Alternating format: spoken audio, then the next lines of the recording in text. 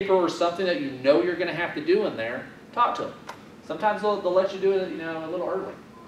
At first they look at you like you're crazy, but then they give you the stuff normally. So conclusion, healthcare professions, aren't tense. I mean, they don't give you a lot of learning curve. So that's why if you develop these skills now, that's only going to help you later on when you get in the program. So you do want to actually put in the time.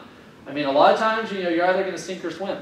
I mean, a lot of people get, it's hard to get into the program, and there are quite a few that end up flunking out of the program. Sometimes they try to get readmitted into the program, and sometimes that happens. But I just say, just take it serious. It's not like it is undergrad. I mean, there is a big difference.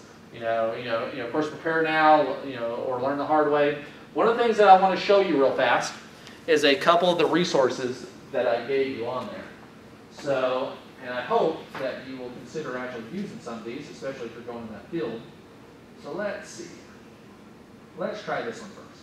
So here, and hopefully I'm pronouncing the abbreviation right, the NCLEX. This is something that nursing majors, when they have to go take their board certification, they're going to be most likely taking this type of test. I looked in the Missouri Southern's catalog, specifically for the nursing program, and they mention this quite a bit in their manual. Because this is the type of questions that they will have, in the actual nursing program. The style of questions. And so, maybe not the exact, but the style of it. Very critical thinking type questions. I've had quite a few students that have been in the nursing program, and they said that they have struggled with how they phrase the questions. And so this is why I mention this, is because, this is Khan Academy. I love Khan Academy. But they have a lot of different practice questions that you see through here. Where you can, you click on there, and it will show, it'll have the question for you. Just click on here.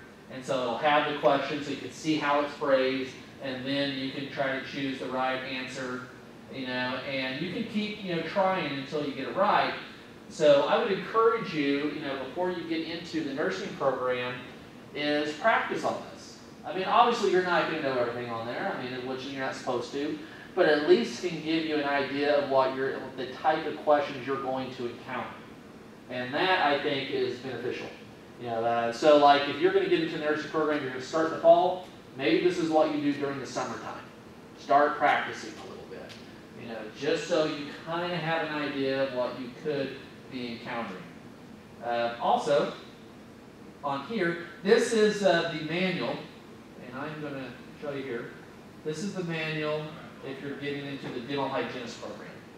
So dental hygiene program, which is pretty popular here on campus. This is all the different things that they cover, what you need to know, their policies, you name it. But on page 12, which I thought was really interesting, so I'm going to go there real fast. So right here, it shows about their academic standards.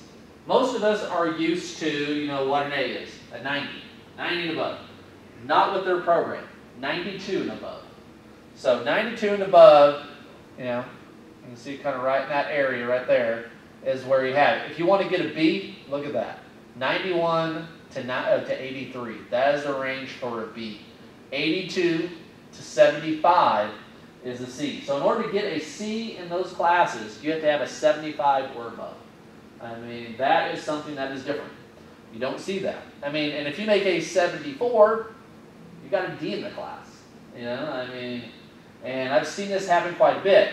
And you have to have, and it tells you there, you have to have a 75% or above in order to pass, in order to continue. And so that's important. So this is why I think it's good to really look at these manuals, which I just simply went to the dental hygienist program, and they have all that stuff there. So you can, so you should have access to this as well.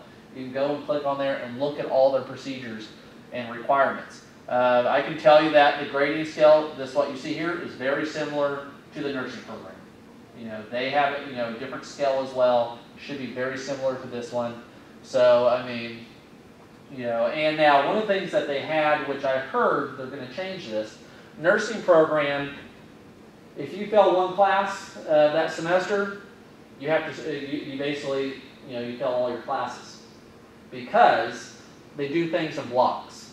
So if you fail the one class, you can't go on to the next block.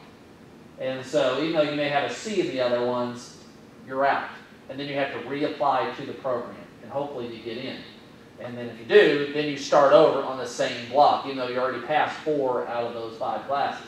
Now what I've heard, and I don't think this is official yet, is that they're going to change that. They are going to try to offer some of those classes that students fail in order to be able, where they can retake them the next semester, is what I've heard. We'll see if it happens. You know, if that happens, that'll make life a little easier, you know, there. And so yeah, do the research, look at these programs, and really make sure that, you know, you're aware of what they do. Now, you know, obviously these are those resources that I have listed on here. I mean, let's look at the second one, the study skills strategy. Real fast, and then we'll be done after this. So right here, that. Now some of this stuff, I mean, I don't think is a, you know, a huge deal. Hopefully, I do. Okay. So right here, you know, study skills, you know, or study strategies for success. This is more geared towards nursing. It kind of tells you about, like, you know, now this is a different nursing program, so it's not a big deal, but take a look at how much time that they're saying that you probably should be studying, you know, when you factor everything in. You know, if you take, if you take 6 hours of lecture and 16 hours of clinical, they're saying that you need at least an additional 25 hours of studying on top of that. You know, so that's, you know, at least 47 total hours that you're probably going to be committing. What if you have, you know, a 30 hour a week job? Think how much time you're going to be putting in with all that stuff combined. What I like about this is it talks about time management. It tells you about how there's 168 hours in a week. And so you start looking at how much time you're working, how many you're studying. I mean, it really breaks it down for you. You know, it kind of shows you about, you know, like having a checklist and you know, kind of mapping your schedule out, which I really like. What you should be focusing on, how you prioritize, your academic goals. This is another thing I also like to give you an example of, you know, how you can map out your calendar of that week. You know, be organized. The more organized you are, the more you block out time and know exactly what you're doing and when, I think can make you, you know, more efficient. You know, especially when it comes to your study. So this is why I showed you this, PDF here, because they really do break things down and give you examples on how you can do things. And so if we keep going, it'll talk about critical thinking skills. You know, so you see right there that it shows about that in the CLEX or whatever, kind of in this area right here. So once again, you see that, so you know that's important, you know, for the nursing program. So it gives you a couple of examples of what the types of questions are. So my deal is that I see that quite a bit on the research I was doing. So to me, that's a sign that, you know, if you're going to go in the nursing program, you want to be practicing those areas there, you know, to really make sure that you're getting it down. And then as you scroll down, it gives you other tips about preparing for nursing exams, you know, critical questions, you know, you're going to ask yourself, general study tips. I mean, it's very detailed and it breaks it down. I also like, you know, it kind of gives you a strategy about, you know, when you're trying to, you know, study. If you look at this pyramid, it kind of breaks it down on some of the things that you can be doing. So like 5% is lecture in the class. You know, you got 10% is reading, just doing the reading. You know, more audio, visual, and then, you know, it's 20%, 30% demonstration, 50% discussion group, and then practice by doing, which is 75%, 90%, you know, teach others. So, I mean, the things that you're learning, if you have a study partner, you can be trying to teach them, you know, like trying to explain to them what you just learned. That actually, I think, is pretty useful. And so, but yeah, a lot of really good stuff. You know, they have strategies for reading, and this is what this breaks it down. Preview, you know, ask, and, you know, activate, read, recite, organize, test, and it breaks these down individually.